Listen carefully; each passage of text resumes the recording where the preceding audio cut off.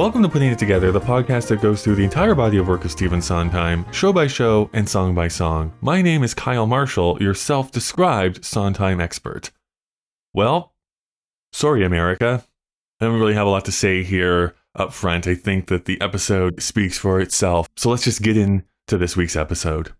I was out in the yard, taking down the bed sheets, when my neighbor yelled across, "The president's been shot." I remember where I was. Micah Mooney, thank you so much for coming back to the show. Happy to be back. Yeah, thank you. You were here before, so we've kind of heard your background with musical theater in general. We're here to talk about the show Assassins, and quite hilariously, this episode is coming out the day after the American election. Yes, so either people are going to be waking up and seeing something just broke is either a portent of some kind, or like how hilarious that they're talking about this song from yesterday. Because I have no idea what the future is going to bring at this point. We're from the past, just speaking it, no context. That's right. So, but as far as the Assassins show goes, I'd love to know about your history with the show. Like, when were you first introduced to it? What are your feelings now? Yeah, I think so. Assassins came a lot later than a lot of his other big ones. So probably only within the last, 4 or 5 years, maybe sometime in college. Mm-hmm. Came across it. I think the main avenue I came across Assassins was through Unworthy of Your Love, that song. And I think like the recording that I distinctly remember was the one that Ben Platt did. I don't remember who else was on that one. For that Netflix show? No, just on one of his albums, I think. Maybe maybe it was for the Netflix show. When was that Netflix show? I don't know. It was a few years ago, but he probably did put it on one of his albums. I guess I don't follow the career of Ben Platt as close as I should. But quite famously, the Netflix show The Politician, yes, I think is what it's called. That, yeah. He performs this in his high school thing. Yeah. Maybe it was just from the recording, but I distinctly remember Ben Platt singing Unworthy of Love, and that was kind of how I got into that and heard about Assassins and looked into it a little bit more. But yeah, it's definitely a newer show to me. I think it's so interesting, the idea of the review style concept musical, which Sondheim is kind of famous for and other things. But it really is, you've talked about it on the podcast before, but the idea of like the collage. And I think the song we're talking about really actually is it itself is a collage to an extent as well. So it's such an interesting form. I want to come back to that when we like delve into the song specifically. But even with my untrained ear, as such as it is, there does feel like there's themes from previous songs that flutter by in the background, weirdly enough. So like, I don't know if I'm just making that up or if there actually is allusions to some of the previous songs in the show that show up, even though this is not necessarily like the most melodic of songs within the score. As a spoiler alert, I didn't necessarily find any, but newer show to me, so I very well could have missed things. All that to say is, I think the form of the show really stuck out to me. It's so unique, and the one act kind of idea as well. Very succinct, very tight. Yeah, I have to say, I've only experienced the show as a one-act show, although some people have written into me saying that they saw it and there was an intermission, which I don't really get. I only say that because it's very much designed as a one-act show. Yeah. And I think that putting an intermission in actually almost like lessens the message to a degree. Like, you want it to kind of keep going forward. There is no like stopping point. You're just seeing all of this kind of transpire in front of you. And it's not that long. I think it's like 90 minutes. Yeah. maybe 100. Have you seen a production of this show, either from bootleg or in person? Yeah, just on YouTube, just to prep for this. So what are some thoughts you have, I guess, immediate thoughts, I guess, from seeing a performance of it? There's so Any much hot takes you have? There's so many scenes you miss that aren't on like the recent albums, right? Like the dialogue that's really powerful, I think. And again, I mean, you've mentioned this, how embarrassed you are for it, but I agree. The whole idea of Unworthy of Your Love, not realizing that it's two different people singing about two other people, that was me for many years as well. And so I think seeing it, the idea of the spacelessness, timelessness bar that they're meeting in, and those interactions, it's constantly flowing from one thing to another that you miss a lot with just listening to the album. Do you have an album that is your favorite or preferred recording? I don't know. I've been trying to listen to a lot of them. I don't know if I have a favorite. I think I agree with the bad art, though. That one is just like ugly. Yes, I will keep reiterating this to my dying day. But I mean, it's a good recording, but the artwork for that first Broadway revival is atrociously bad, in my opinion. Yeah. It really does look like it's AI generated.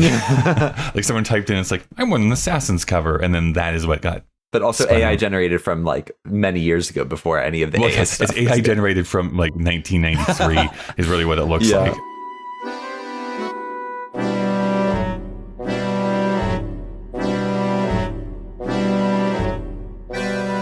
Hey everyone, just Kyle breaking into the conversation to tell you about some of the people who help this show continue to go. If you'd like to help support the show for absolutely free, you can give a rating and review on whatever app you listen to podcasts in. That's of course greatly appreciated. Putting It Together is an independent podcast, so if you'd like to help monetarily, which will only help to grow and make this show better, you can do so over at our Patreon page. Please do not donate if it impacts you negatively financially. I also need to give a huge thank you to the God That's a Good tier from Patreon. That's Alex, Barry, Christopher, David, Jack, Louise, Michael, Mika, Robert, Stephen, and Whitty. All right, let's get back to the show.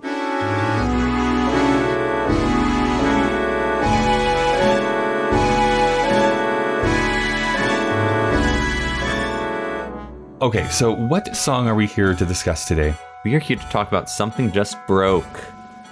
That is right. Now, I think there's some table setting that we need to do here, because if people listen to that original off-Broadway production, you will notice that this song does not appear on that recording. Fascinating. Do you know why? Yeah, I was doing some reading. It's something that they added for the London production, right? And so it was off-Broadway, then the London, then the Broadway. And since the London one, it's been in the show. Yeah. Ever since London, they have included this in the show. So it was only a couple of years after that original off-Broadway run that London decided to mount it. London is a big supporter of Stephen Sondheim, so of course they wanted his new show. And it was actually Sam Mendes, who is like this new, I forget if he was like artistic director or executive director.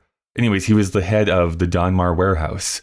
And so to kind of inaugurate the new regime that had just taken over that theater, he decided to do Assassins. And so when he was reading through the script, preparing to direct it, he tells Sondheim, I really think that there should be one more song near the end. But very unhelpfully, he followed that up by saying, but I don't know what it would be. Like, he had actually no ideas of like what the song should be. He just knew there should be a song. Something's missing near the end. And then kind of by, I don't know, happenstance or what, him and Weidman were talking, Weidman sends him this video from the book depository from the JFK assassination of people being interviewed on the street, like just after the assassination happens. And he sends this video to Sondheim, and that kind of clicks over. It's like, oh, what we haven't heard in this show yet is the reactions of the public. We've only heard the ideas of the assassins themselves and their reasonings, but we actually have not heard any type of thing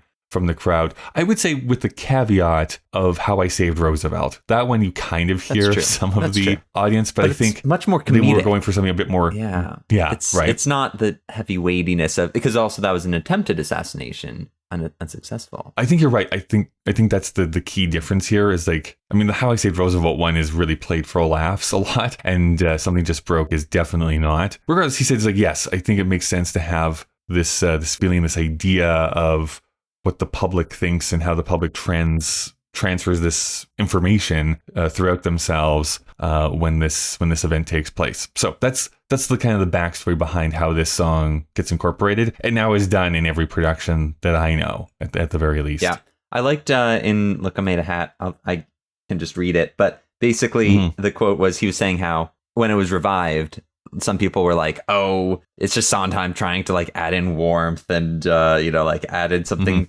sweet and like unnecessary. But he said, I like to think that the additional song would have evoked I like to think that any additional song would have evoked this reaction simply because the show was so tight and streamlined at its first place.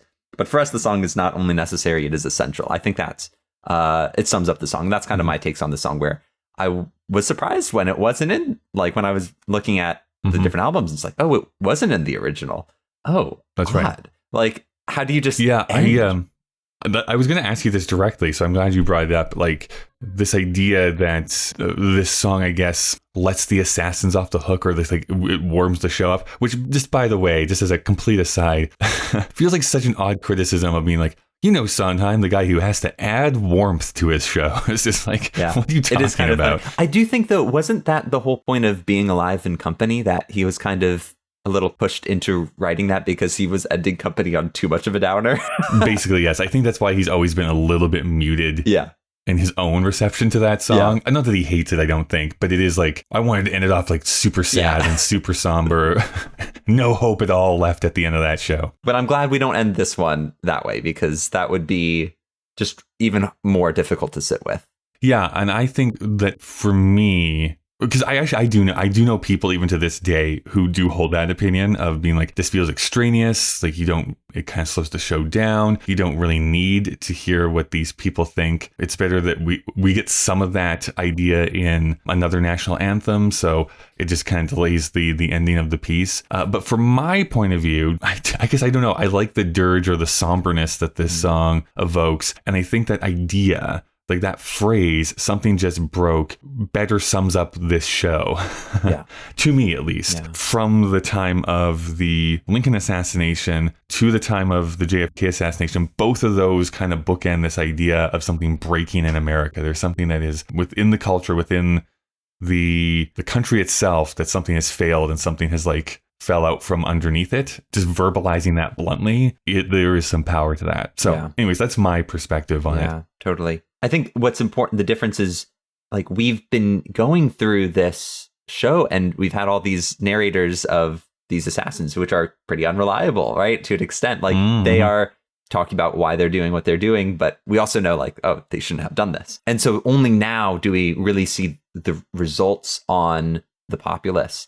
And we're getting a little bit of a sense of how it actually impacted people. And we've been so used to the unreliable narrators. Like, if another national anthem was just all we had to explore these ideas, that would be unfortunate, I think. And I think this reveals Sondheim and Weidman's their like ideas on the show as well, and how they're not. This is not a show saying like, oh yes, assassinations are, we're glorifying the assassins. We want to support this. No, definitely not. Like, this song really explores the damage that in society and like the personal side of things. Yeah. So within the show as it stands now, where does this come? What happens right before this song starts? So right after this, or right before this, as we were talking about, we had another national anthem, and Booth and all the assassins kind of convince Lee Harvey Oswald to shoot JFK. And then we've got the film, the projections, different productions do differently. And I think that just kind of fades into this song, right? That's what I believe is true. What I would love for you to explain a little bit, because you have the knowledge. What has always stood out to me is how, I hate using this word, but it's the only word I can think of, how weird this song sounds, especially at the beginning. So you get like those vocalizations, like the like there's happening there, but there's also an instrument that's playing in underneath them, which I don't know what it is. So I don't know if you can fill people in on like what that is, and then we'll get into the lyrics themselves. This is what's I find really, really funny, because these ahs are the MIDI for like voice, just like quote unquote general voice. Right. And it's in like music notation software. It's whatever is automatically chosen if you're composing and you have the instrument voice. And I hate it so much. It sounds awful. It just sounds so weird and synthesized. It's just so gross. So anytime I write for voice, I always change the MIDI instrument. So now it's like a violin or a trumpet or something else. But it sounds like there's, these very synthetic, synthesized, like quote unquote voices. And in the score, that's what it says as well. It says, with recorded ahs. I think there's also like a piano underneath, but what's also really interesting about it is just it's really crunchy. It's all of these seconds. And I think that there's just this CDE that gets played over and over in every single bar, and it becomes almost like its own single entity. It's not necessarily that we're hearing this as three notes, but we're hearing it as the texture. Yeah. Well, so then I guess to put your musical analysis hat on, why? Why did Tunic, why did Sondheim decide on that to be kind of like the base that we start off at? Yeah, it's a great question. I think it really destabilizes. And as you're talking about, this song is weird. And it doesn't sound like, his other music. It doesn't sound very necessarily melodic, but every single, so it's in 3 parts technically, where we start with, I'm going to say a key signature of G major, 1 sharp, and then we have 3 sharps, we've got A, and then we've got 4 sharps, which is E. But I kind of hesitate to say it's in those keys, right? It's not even necessarily in the minor keys. It's in this area, this tonal area, that it's not, in the bass line. It's just this pattern. We have these sixths alternating back and forth in registers, but we're not having a sense of home key. We're not like returning to a tonic. And maybe that's the intentional part, is that it's meant to make you feel off kilter, like it's intentionally unmoored so that you feel like there's something off. I think there's also an aspect of that where there's this timelessness and spacelessness that you get a lot in minimalist music. So this is like the most minimalist 80s Steve Reich minimalist music that I've seen from Sondheim yet. That's not necessarily ever, but like the fact that the piano part is for about 3 pages is the same thing. And then when it changes, it just adds another octave below. Eventually in the 3rd part, there is a lot more happening. And you start to get this motion and movement. But the thing about minimalist music is that you don't have a sense of return to home and like stable or tension release. It's just kind of like there. And you have this floating sense, and it's timeless and spaceless, and it's very like ethereal. You're just thinking in your head. But also I think what worked for this is that the idea was it's not just people reacting to the Kennedy assassination, but also like throughout any of the assassinations. Like this is just how people would react. Yeah, much like throughout like the rest of the show, where there's certain assassins that cross paths that never could have or never did. In this, you're getting reactions from people from essentially the 4 successful assassinations all interspersed together. Yeah, it's just such an interesting, like, even the melody keeps going, even though it has a G major or E minor key signature. We've got this, with A, C, D, where it just kind of sits around here. It's not ever like landing on G or E. Eventually you get, something just broke. And you could kind of end there. That's the E, that's the minor. So it's almost in minor, but in minor we would expect a leading tone, like a D sharp, which we don't get. So it's kind of, we would call that like modal. It's in this mode that, almost chant-like, which I think the melody, it's repetitive in that way. It's very stepwise. It's kind of chant-like, not necessarily like the Gregorian idea, but like that. sure. It's like they're intoning it a little bit as they start off. Yeah. And it's just kind of there. It's not going anywhere necessarily. It's repetitive, and it's just floating around, kind of like they're mulling over their thoughts, right? As far as the characters within this song go, none of them get like an official name. The main person who is communicating is just labeled as housewife. Yeah. So that's kind of who we keep returning to, that goes through the entire song. And then there's other people who kind of fill in. One just being a voice. So anytime you hear like the president's been shot, or keeping you updated on what's going on with the president, that's just a voice. And then within this first part I'm going to read out, we have a man, a clerk, but the housewife starts and she says, "I was out in the yard taking down the bed sheets when my neighbor yelled across, 'The president's been shot.' I remember where I was, just exactly where I was, in the yard out back. The president's been shot. I was getting me a shoeshine, folding sheets, when I heard we were waiting for a carriage. Newsboys. Suddenly there's shouting in the street. Lizzie's sheets. The president's been shot. I'll remember it forever. And I thought, there I was, what I was doing. Something just broke. The president's been shot. My God." I was out in the yard, taking down the bed sheets, when my neighbor yelled across, "The president's been shot." I remember where I was, just exactly where I was, in the yard out back. The president's been shot. I was getting me a shoe shine Folding sheets. when I heard We were waiting for a carriage. newsboys. Suddenly they're shouting in the street. Lizzie's sheet. The president's been shot. I'll remember it forever. And I thought, where I was, what I was doing. something just broke. The president's been shot. What really struck me is I feel like a lot of different generations have their own version of this, right? Like this was before 9/11, but I think that's the really common one. Like people remember where they were at 9/11, and I was alive, but I was very young, so it was kind of before my memory. So I know where I was based on where my parents told me I was. Sure. I mean, I think 9/11 really is like the millennial version of 100%. the JFK assassination for sure. Yeah. And I think even maybe my generation and younger, it's a little bit more like it was less of a single moment. So it's not the exact same, but a little bit of like, where were you in life when like COVID-19 shutdowns were happening? Yeah. Right. A lot of people have very distinct memories of like those couple of days where we're like, oh, this is happening. Yeah. I think what's really striking, and this is throughout the whole song, but the images that people have and remember, and like the idea of, I remember it was Lizzie's sheets that I was hanging up. Like it's so specific. That's what I was going to say, is like this is such a great example of that I don't know, saying or aphorism or whatever you want to call it.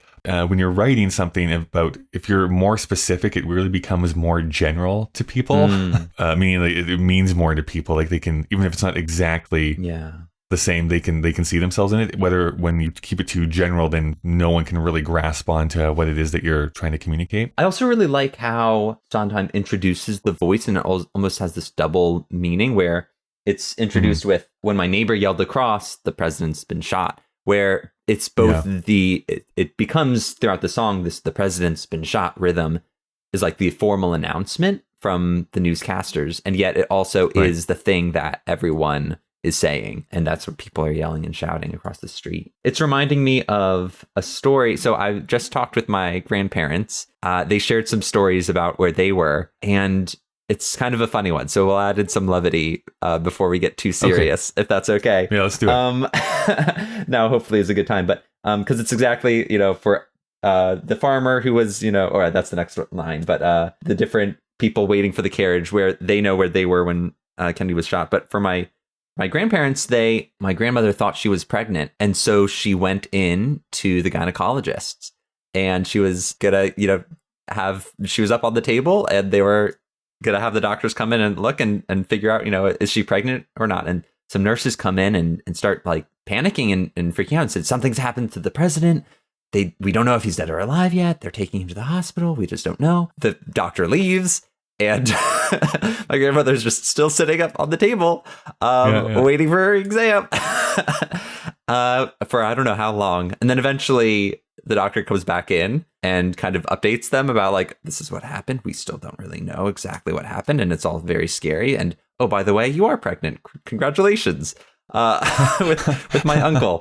And so they have a very distinct memory of what exactly happened, because for them there's this conflict, right? Like this awful, terrible tragedy in the nation, event, and yet but also happiness, like this personal joy and celebration. The other story my grandfather told me, this is when he was a very little boy. This is a throwback to how I saved Roosevelt, because his story is how he actually killed Roosevelt, FDR. So when he was around 4, he was like playing with some kids and needed to go to the bathroom and wanted to run home, but needed to cut through some yards to get home. And so he cut through a yard and there was the neighbor came out on the porch and just looks at him and sees this little boy cutting through her yard. And she just yells out, "The president's dead," because she had just heard on the radio that Roosevelt had died, and she didn't have anyone to tell. And so she just sees this little boy, but it scared him so much. And he thought that it was because he cut through the yard. So he ended up not making it back in time to use the bathroom, and he wet himself. So I got his permission to share this on the air, or on the quote unquote air. Those are my funnier stories. What I love about that second story is that it for me it's just even so hard to understand. Even though I grew up without like the internet or instant communication, at least not really until my teens, there was a time where it's like you heard this like huge momentous news and you wanted to share with people, and there was like no way to do that. You did have to either like go to your front step and hopefully someone walks by, or wait until like your husband or wife came home that night type of thing. So this, I guess what I'm trying to say is yell at random kids more. Yeah. you should just go like and the yell good at old kids. days. No, but that's exactly what the housewife's line at the very beginning. My neighbor yelled across. Like, what else do you do? You have to share it with somebody. It's too much to keep in, 1940s Twitter was all the rage. You just yelled at people.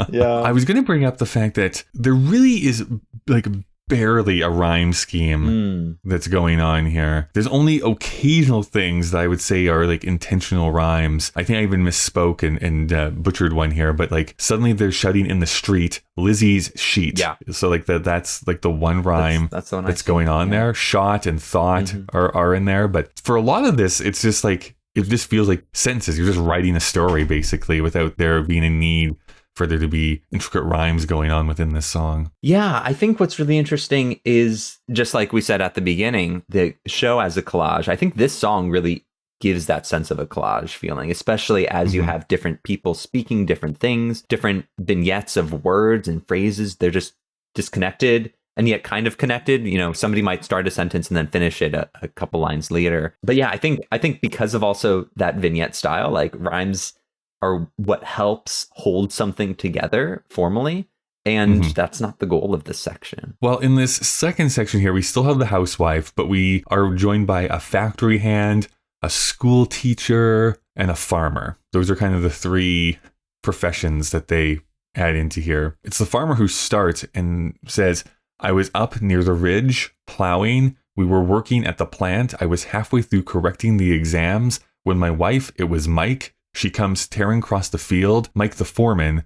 In runs Billy. I mean, he was crying, she was crying. I'll remember it forever. And I thought, the president's been shot. You know what? As a president, he isn't worth a lot. I kept thinking he's the kind that gets elected, then forgot. Mr. Garfield, Mr. Lincoln, he's a hack. Bill McKinley, he's a giant. He's a joke. Still, something just broke. I was up near the ridge, plowing. We were working at the plant. I was halfway through correcting the exams When my wife, It was Mike, she comes tearing across the field. Mike the foreman. in runs Billy. I mean, he was crying. He was crying. She was crying. I'll remember it forever. And I thought, The president's been shot. you know what? As a president, he isn't worth a lot. I kept thinking, He's the kind that gets elected, then forgot. Mr. Garfield, Mr. Lincoln, he's a hack. Bill McKinley. he's a giant. He's a joke. Still something just broke. Even one thing as you were reading it, what really, it almost was lulling me. It is beautiful. But the whole rhythm, da da da da da da da da da da da da, just like the meter of it, it's really well done because it sounds so conversational and yet it works perfectly in the meter. So I just, thought that was really wonderful. I don't want to skip to the end. I think the end I have a lot to say, or a lot is really interesting there. I think that he was crying, she was crying. Everyone crying, like that is something that is a huge part of a lot of these stories because it's very emotional, right? So the fact that everyone comes together on that, like that's the similarities of all of the stories are like these random little details, and yet they also have one thing in common in that the emotional. And I think within the context of this song, they are crying because of grief. Yeah, but I also want to infuse into this something that is basically brought up in like the Ballad of Booth and kind of culminates here, which is that there's also crying because something is about to change. Like there's a fear, there's crying because of fear. Yeah. You take someone who really wasn't all that liked, like really, and now you've made a martyr of them. So you know that really what you're fighting for is going to be harder to get because of this terrible event that has just occurred. So I think there's like this weird confluence of emotions it's just so chaotic. Like is communicated. What are we going to do now? The fear of it's maybe more fear than grief. I mean, I think a lot of grief, but it's when it's somebody you don't know personally, it's this national grief that just is different. But I think a lot of that comes from the fear of or the upsetting of the fact, like how could this happen? Have you ever had that moment of like that intense grief for someone that you've never met? I don't know. I definitely felt very sad when Sondheim died.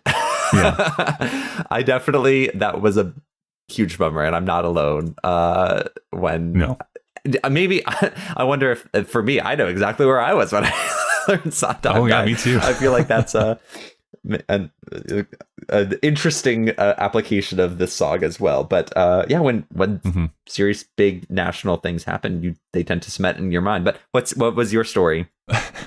I know it's a little bit silly now, but I vividly recall the first time like I got like really upset by it's a celebrity who passed away, and it really affected me emotionally. Maybe there was a lot more psychosomatic that I could unpack about that, but I don't know. Just like you, there was, I should just not just blow past this, but like sometimes passing absolutely affected me too. I cried on mic and I posted it, so like it's out there. We all know. But the biggest one was, gosh, I might have been 12 or 13. I can't remember exactly what my age would have been, but there was this comedian who started on Saturday Night Live, and his career was kind of just starting off. His name was Phil Hartman. I don't know if you know who Phil Hartman is. He was also the voice of Troy McClure on The Simpsons, if anyone watches the old seasons of that. But for whatever reason, I remember like that news breaking, and I would have seen it on like the 6 o'clock news. And it just like, oh my gosh, this person that I've been watching for like the last, 5-6 years of my life, which was like half of my life at that point, has been shot and he's been killed. And it was because he was shot by his wife. And I remember going to my room and like crying and bawling my eyes out over this thing. It's like, I've never met this person. He's in a shows I love and some movies I love, but I've never met this person in my life. And yet it's still like super, super affected me, which I don't know. It's a weird core memory I have. For some reason, the Phil Hartman death like really hit me hard. Yeah. But I did not make a podcast crying about it. So I guess, did it even happen? Who knows? No. Your feelings are valid. Okay. But I'd like the other people's things here too, of like when they start naming some of the presidents here, which interestingly enough, they never mention Kennedy in this song. They only talk about the other three. What did they say? He's the kind that gets elected. He's a giant. He's a joke. Yeah. So those are the three kind of adjectives that they throw I was out. quite confused by this one at first because it sounded like they were calling McKinley a giant. But looking at the score and knowing, so the farmer says, Mr. Garfield, he's a hack.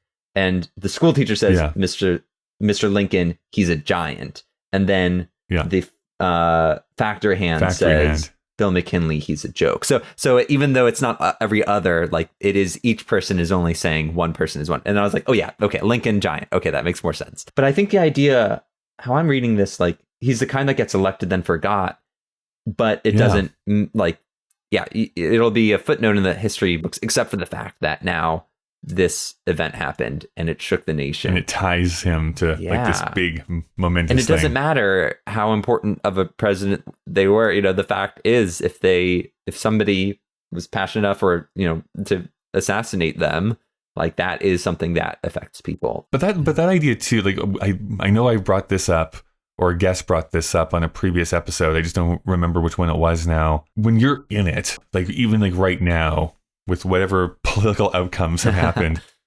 so often we get so emotional and tied to a candidate, to a movement, to whatever, that it feels so important. And then like, in like 20 or 30 years, people are like, who? Yeah. That person was president? I don't know even who that was. But at the time, it's like, no, like they are the biggest deal. And we have to like rally around this person who then, eventually being like, as a president, like they just didn't do anything. They're not memorable enough to even write about, really. Yeah. I think that is a great point, especially because like Garfield and McKinley, it's like most like people don't even them outside of their assainations. Yeah. And even might not know about their assassinations, right? Like, Garfield, they'll be like, oh yeah, the orange cat, sure, okay, cool.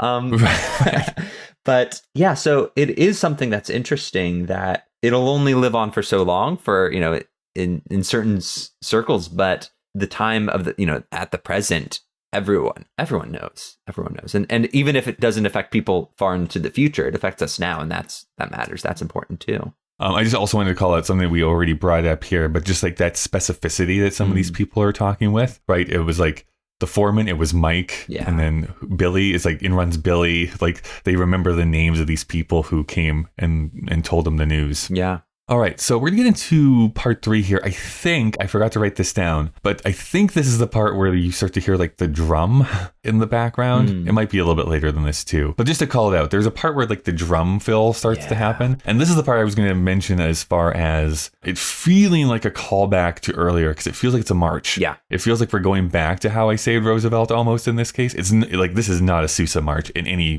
stretch of the imagination, but it feels like it's trying to emulate like, oh, we're trying to march forward here now. Yeah, it's definitely that military, presidential, respectful military band kind of march, or it's not necessarily a traditional like classical funeral march that you get with like Chopin, but it gives those ideas, and especially it being kind of floating around the minor key. I think you're on point there, totally. Bringing in that drum, very important. The new people we get in this section, we get the stockbroker, a lady, and an old man, and a pawnbroker. Oh, and a waitress. So many brokers. Shows up in this one here too. So there's a bunch of new people that kind of get introduced into this section. This one is a bit of a longer one here, but we go, the president is rallying, the president is sinking, the president is dead. Something just broke. I was down at the exchange. Something just made a little dent. I'd been shopping. I'd been sick. Something just broke. All I know, it was a Friday, only for a moment. I remember it exactly. Something got bent. I'm taking the order. Something just left a little mark. I was getting dressed. 2 potato soups. Something just went a little dark. Something just went, and I wondered, I was scared of what would follow. Something to be mended. Maybe wonder who we are. Something we'll have to weather. It was seeing all those torches, bringing us all together. He was me. He was us. If only for a moment. I'll remember it forever. Nothing has really ended. Where I was, what I was doing, something just been suspended, like a flash, because something just broke.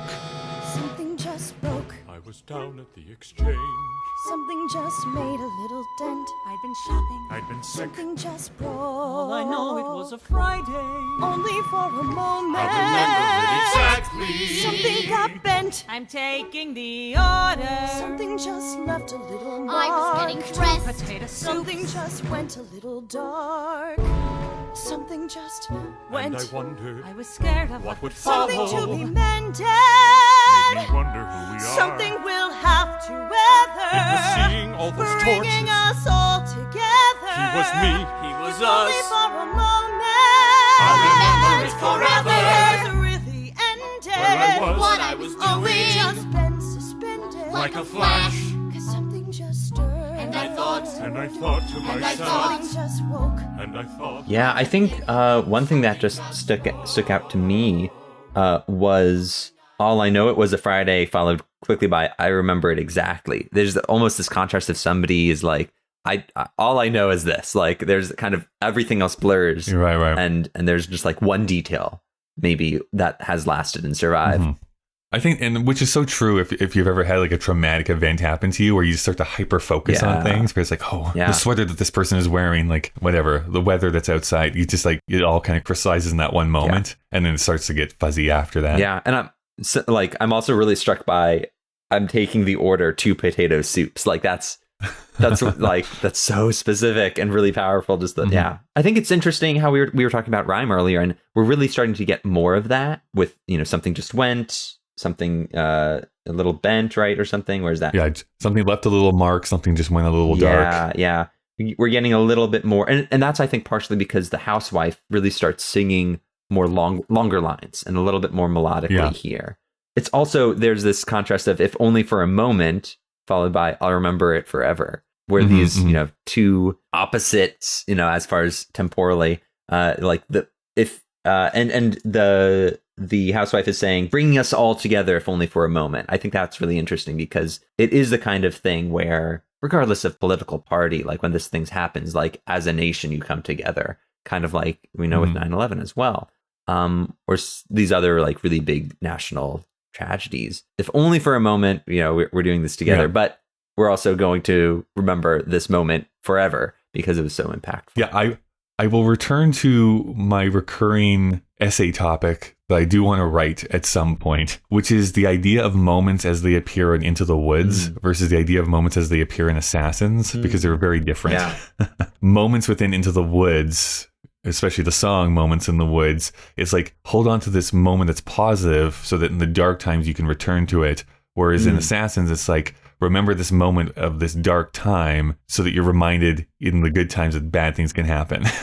Like, it's just like, it's the two opposites of the same idea of like these moments that happen in your life stay with you and you can return to them at a later point for different purposes. Yeah, that's good.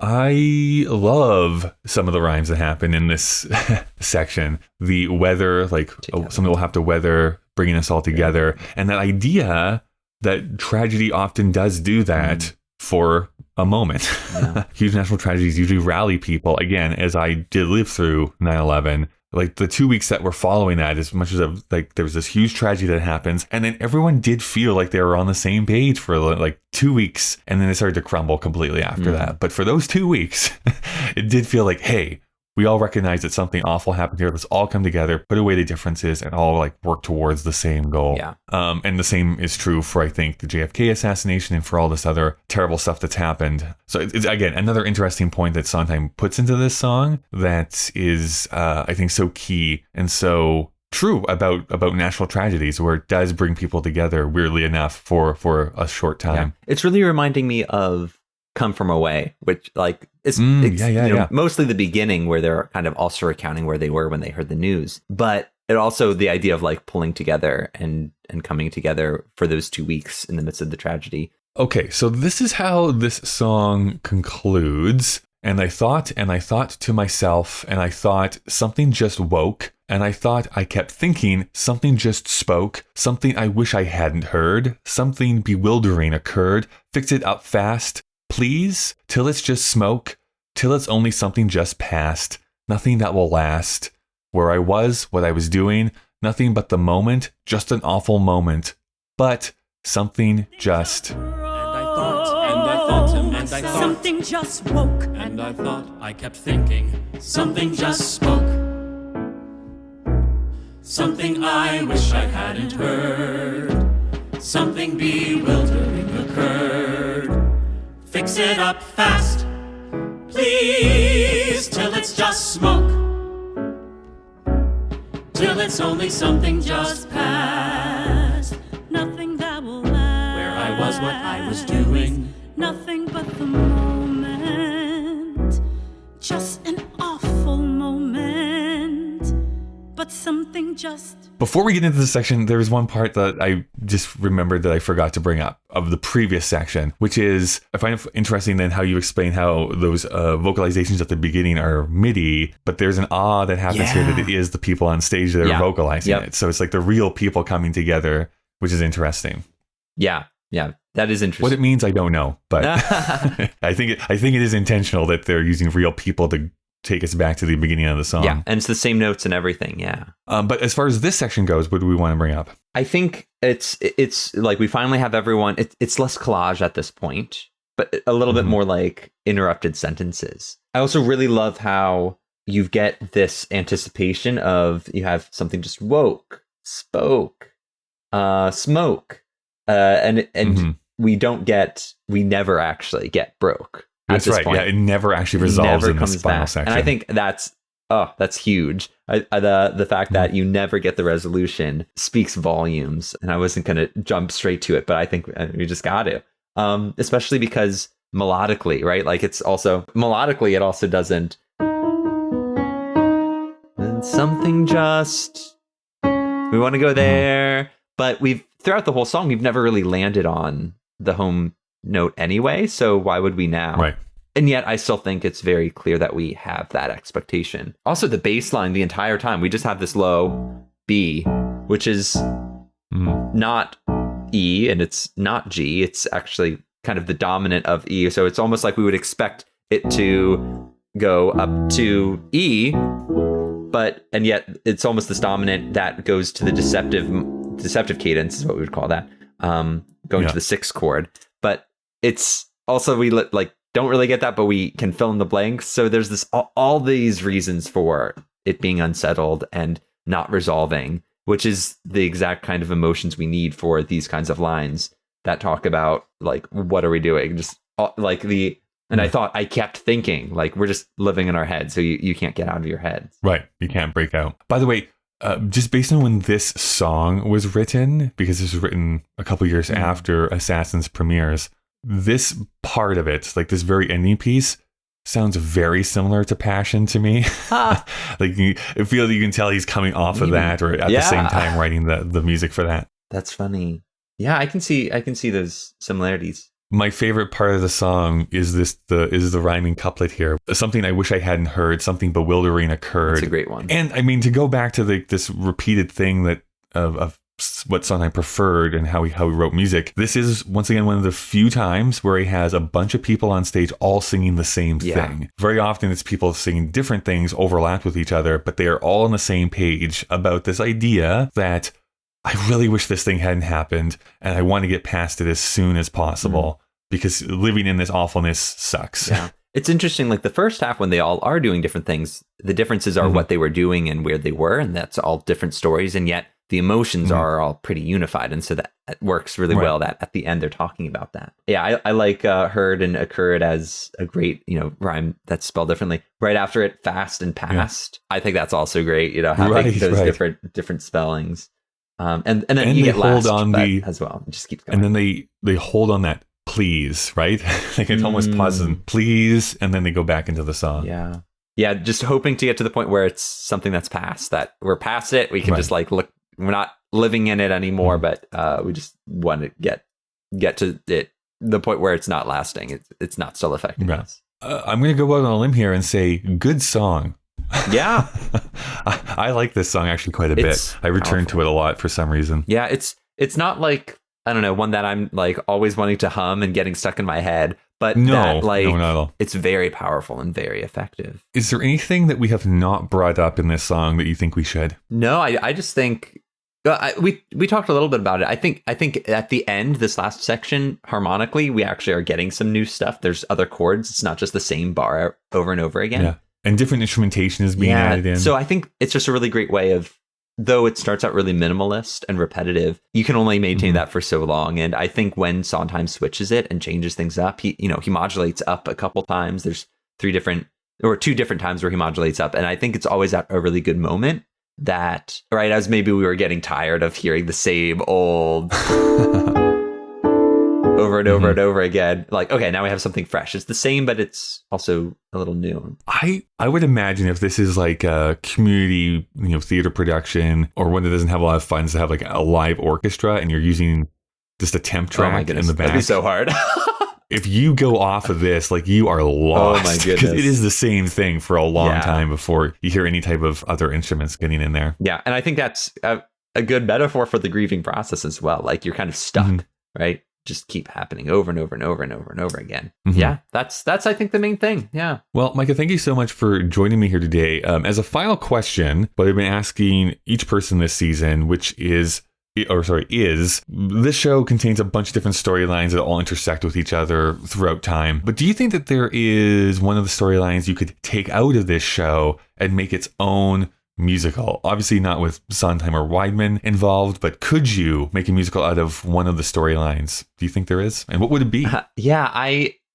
I think maybe I'll cheat a little bit because I was getting stuck on Wikipedia clicking through, but especially because I love Unworthy of Your Love so much, I kind of was reading up on those people and the Ford assassinators, and then it was Sarah Jane Moore, right? That's the name. Yeah. So her story was really interesting. How she was, very defensive at first, pled guilty, was like, no, this is why I'm doing this. I don't regret it. And then towards the end of her time in prison, before parole, she was a little bit more like, oh, I regret doing this. But one of the things that really stuck out to me was she actually escaped prison for about 72 hours. And that's the story I really want to hear about.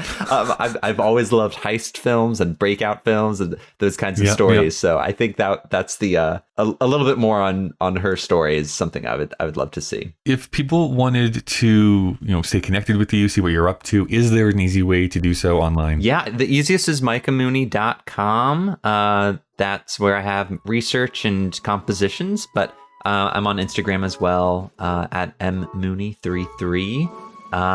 Those are the best spots for me. Perfect. Thank you so much. Thank you so much. This is a lot of fun.